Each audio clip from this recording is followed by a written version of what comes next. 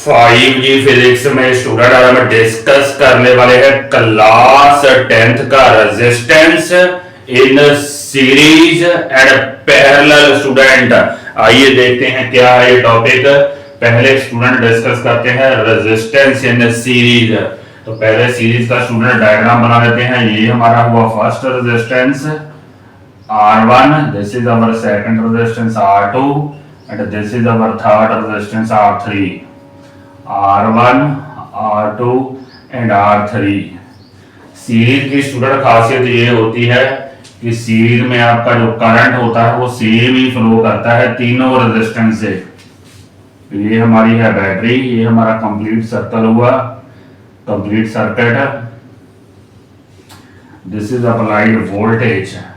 तो जैसे कि अभी मैंने स्टूडेंट डिस्कस किया है कि सीरीज में हमारा जो करंट फ्लो करता है तीनों रेजिस्टेंस में से सेम करंट फ्लो करता है।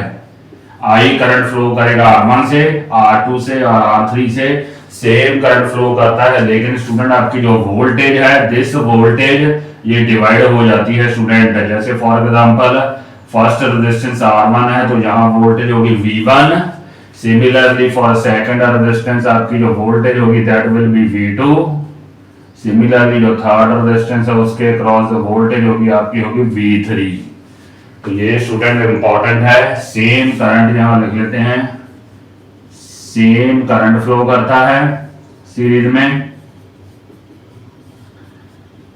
सेम करंट, जबकि आपकी वोल्टेज जो है वो डिवाइड हो जाती है। तो ये हमारा डायग्राम है रेजिस्टेंस इन सीरीज का R1, R2 और R3। तो हमने स्टूडेंट बेसिकली करना क्या है कि तीनों रेजिस्टेंस को रिप्लेस करना है बाय ए सिंगल रेजिस्टेंस। वो जो सिंगल रेजिस्टेंस होता है उस सिंगल रेजिस्टेंस को स्टूडेंट हम इक्विवेलेंट रेजिस्टेंस इन सीरीज कहते हैं। Equivalent resistance in series.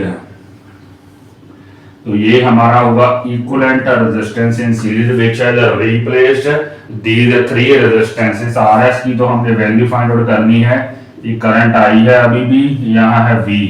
अगर स्टूडेंट ओहम्स लॉ देखे अकॉर्डिंग टू ओहम्स लॉ इस सर्किट के लिए हमारे पास जो डायग्राम होगा वो होगा V equal to IRS for this circuit.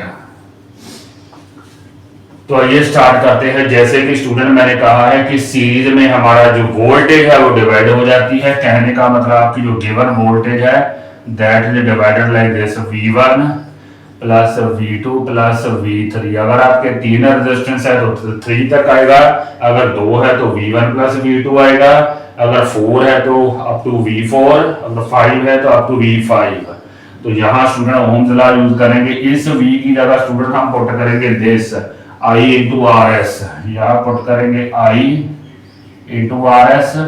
यहाँ स्टूडेंट इसके लिए ओहम्स लॉ यूज करेंगे। इसके लिए ओहम्स लॉ यूज करेंगे तो स्टूडेंट हमारे पास ओहम्स लॉ बनेगा V1 is equal to IR1।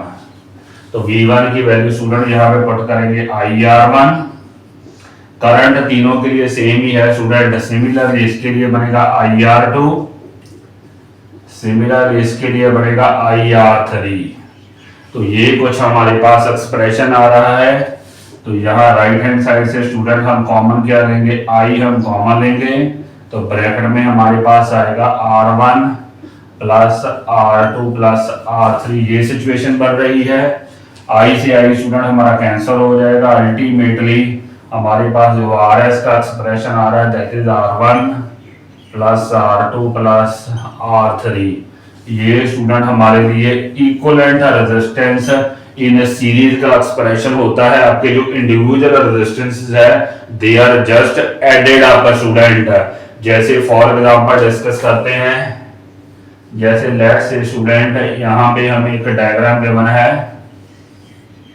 ये हमारे पास रेजिस्टेंस है लेट्स से 5 ओम, ये है 3 ओम, ये है 2 ओम। यहाँ स्टूडेंट हमने बैटरी कनेक्टेड कर दी है। बैटरी है लेट्स से 20 वोल्ट की। अगर हमें I की वैल्यू स्टूडेंट फाइंड आउट करनी हो तो कैसे फाइंड आउट करेंगे? पहले तो स्टूडेंट हमें इक्विवेलेंट रेजिस्टेंस पता होना चाहिए। इक्विवेलेंट रेजिस्टेंस स्टूडेंट क्या होगा, तीनों को हम ऐड अप करेंगे because they are in series.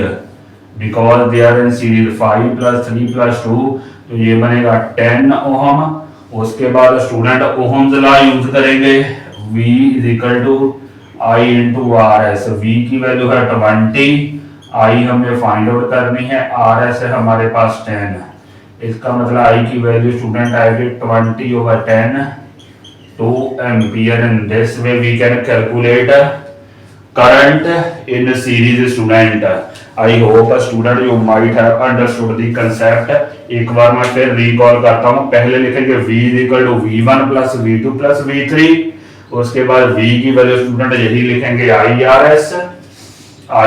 इसकी जगह लिखेंगे IR1। यहाँ स्टूडेंट करंट I ही रहेगी तीनों के लिए, बिकॉज सीरीज में करंट सेम होती है। हेयर I और हेयर I कॉमन आएगा, R1 plus R2 plus R3।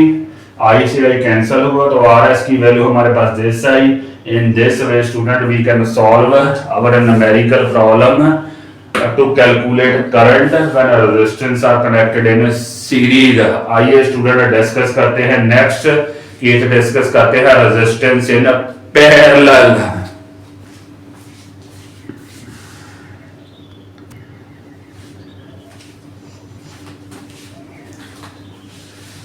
आइए स्टूडेंट नेक्स्ट डिस्कस करते हैं resistance in parallel combination. Resistance in parallel combination तो काफी ज्यादा इंपॉर्टेंट है स्टूडेंट, बिकॉज हमारे डोमेस्टिक जो स्विचेस होते हैं घरों में स्टूडेंट, जो कॉम्बिनेशन होते हैं, जिस स्विच के ऊपर आपके मल्टीपल स्विच लगे होते हैं, फैन का स्विच, बल्ब का स्विच, ट्यूब का, वो सारा ही स्टूडेंट पैरेलल कॉम्बिनेशन होता है। क्योंकि वहां हर एक स्विच के ऊपर स्टूडेंट जो वोल्टेज होती है वो सेम होती है, 220 वोल्ट होती है स्टूडेंट। पैरेलल कॉम्बिनेशन में जो वोल्टेज होती है वो हर एक अप्लायंस के लिए स्टूडेंट सेम होती है, लेकिन जो करंट आपका होता है वो डिस्ट्रीब्यूट हो जाता है। आइए डायग्राम बनाते हैं स्टूडेंट पैरेलल कॉम्बिनेशन की। तीन रेजिस्टेंस के लिए ये है हमारा फर्स्ट R1, सिमिलरली ये हमारा है सेकंड R2 और ये हमारा है थर्ड R3। तो तीन हुए student R1, R2 and R3। तो पैरेलल कॉम्बिनेशन है। यहां एक बैटरी कनेक्ट करते हैं, बैटरी की वोल्टेज है स्टूडेंट V। तो तीनों के लिए स्टूडेंट आपकी R1 R2 के लिए वोल्टेज तो सेम ही है। पैरेलल कॉम्बिनेशन में सेम वोल्टेज होती है स्टूडेंट, सेम वोल्टेज, लेकिन आपका जो करंट है वो डिस्ट्रीब्यूट हो जाता है। अगर यहाँ पे करंट आपकी I है तो यहाँ के student current will get distributed है। यहाँ से करंट आपका पास होगा I1, यहाँ से पास होगा I2 और यहाँ से पास होगा I3। अब स्टूडेंट मैं equivalent resistance in parallel find out करना है। I will replace this combination by single resistance Rp, जिसको कि हम इक्विवेलेंट रेजिस्टेंस इन पैरेलल कहते हैं। कुछ ऐसे की सिचुएशन बनने वाली है लाइक दिस। आइए स्टूडेंट डिस्कस करते हैं। तो जैसे कि अभी हमने डिस्कस किया है कि पैरेलल कॉम्बिनेशन में हमारी करंट डिवाइड होती है, I equal to I1 plus I2 plus I3 होता है। यहाँ स्टूडेंट I की जगह ओम्स लॉ यहाँ से फाइंड आउट करेंगे। यहाँ हमारे पास है V equal to I into RP। यहाँ से अगर I की वैल्यू निकालें स्टूडेंट तो क्या आएगी, V ओवर RP आएगी, V ओवर RP। तो यहाँ I की वैल्यू स्टूडेंट लिखेंगे V ओवर RP। सिमिलरली यहाँ पे स्टूडेंट ओम्स लॉ यूज करेंगे, वोल्टेज तो सेम ही है, V ओवर R1 आएगा। यहाँ भी स्टूडेंट वोल्टेज सेम है R2, सिमिलरली वोल्टेज सेम है R3। कुछ ये सिचुएशन बन रही है स्टूडेंट। तो आगे देखते हैं क्या होता है। V ओवर RP, यहाँ से V आएगा common, 1 over R1, 1 over R2 plus 1 over R3। कुछ ये सिचुएशन आ रही है। तो V से V तो हमारा स्टूडेंट कैंसिल होने वाला है। अल्टीमेटली हमारे पास ये एक्सप्रेशन आने वाला है पैरेलल का, 1 over R1 plus 1 over R2 plus 1 over R3। कुछ ये है स्टूडेंट हमारा फाइनल एक्सप्रेशन लाइक दिस। जैसे कि स्टूडेंट फॉर एग्जांपल अगर R1 की वैल्यू है लेट्स से इट इज 4 ओम, अगर R2 है हमारा 8 ओम और R3 है हमारा 16 ओम। तो कैसे कैलकुलेट करेंगे RP की value? We will calculate like this 1/4 1/8 plus 1/16 student. 4, 8 और 16 का स्टूडेंट हम एलसीएम लेंगे। 4, 8 और 16 का 4, 1, 2 और 4। उसके बाद अगेन स्टूडेंट 2 पे जाएगा 1, 2। तो कितना आ रहा है? 16 आ रहा है एलसीएम स्टूडेंट।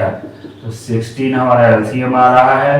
तो सॉल्व करेंगे, यहाँ आएगा 4, यहाँ आएगा 2, यहाँ आएगा 1।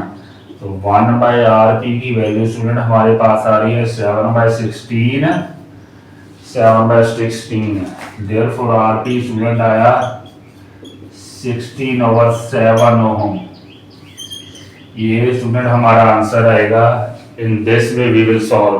अगर RP स्टूडेंट हमारे पास है, we can also calculate I using V is equal to I into RP. So these are the procedures to find the expression for a resistance in a series and parallel. एक बार फिर recall कर लेते हैं। Current हमारी distribute होती है parallel combination में, लेकिन वोल्टेज हमारी सेम ही होती है। I is equal to I1 plus I2 plus I3। यहाँ I की वैल्यू स्टूडेंट यहाँ से उठाएंगे V over RP, V over RP। इसके लिए स्टूडेंट हमारे पास आएगी I1 की वैल्यू आएगी, वोल्टेज तो सेम ही है, V over R1, V over R2, V over R3। तो V कॉमन आएगा। तो this is our final expression for a resistance in a parallel combination. I hope student you might have understood this concept. Please to like and subscribe my video. Thank you and thank you very much.